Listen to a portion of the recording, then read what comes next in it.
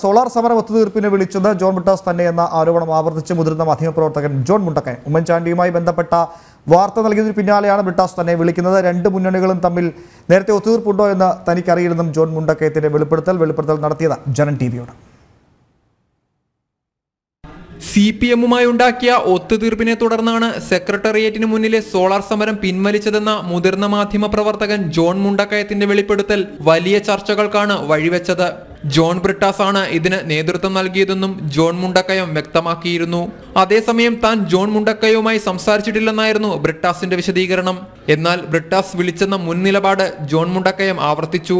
Solar സമരം മൂർധന്യാവസ്ഥയിൽ നിൽക്കുമ്പോഴാണ് ബ്രിട്ടാസ് തന്നെ വിളിച്ചത്. നുണ പറയേണ്ട കാര്യം തനിക്കില്ല. ഉമ്മൻചാണ്ടിയുമായി ബന്ധപ്പെട്ട വാർത്ത നൽകിയതിന് പിന്നാലെയാണ് ബ്രിട്ടാസ് തന്നെ വിളിക്കുന്നത്.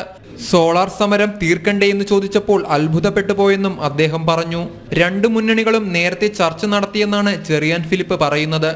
തനിക്കതിനെക്കുറിച്ച് അറിയില്ലെന്നും ജോൺ മുണ്ടക്കയം വ്യക്തമാക്കി. അന്ന് ബ്രിട്ടാസിനെ വിളിക്കുന്നു, അന്നുണ്ടായ അവരുടെ തീരുമാനമാണ് ഇത് സമരം പിൻവലിക്കാനുള്ളത്. ഞാനത് മുഖ്യമന്ത്രിയോട് പറയുന്നു, മുഖ്യമന്ത്രി എന്നോട് കുഞ്ഞാലിക്കുട്ടിയെ വിളിക്കാൻ പറയുന്നു.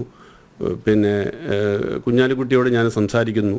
പിന്നെ ഞാൻ അറിഞ്ഞത് കുഞ്ഞാലിക്കുട്ടി കോടിയേരി ബാലകൃഷ്ണനോട് സംസാരിച്ചു. അത് പിന്നെ ഞാൻ അതിനകത്തൊരു ഭാഗമാക്കല്ലാത്തതുകൊണ്ട് ഞാനത് പറഞ്ഞില്ല എന്ന് മാത്രമേ ഉള്ളൂ. അതിനുശേഷമാണ് തിരുവഞ്ചൂരൊക്കെ ഇതിനകത്ത് ഇടപെടുന്നതും ഈ ചർച്ചയൊക്കെ നടക്കുന്നതും. എന്തായാലും ചർച്ച നടന്നു എന്നുള്ളത് ബ്രിട്ടാസ് തന്നെ സംഭവിച്ചിട്ടുണ്ട്.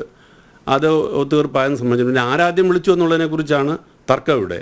അപ്പോൾ ആരാദ്യം വിളിച്ചു എന്നുള്ളത് ഇപ്പോൾ എനിക്ക് തോന്നുന്ന ജനങ്ങൾക്കെല്ലാം വ്യക്തമായിട്ടുണ്ട്.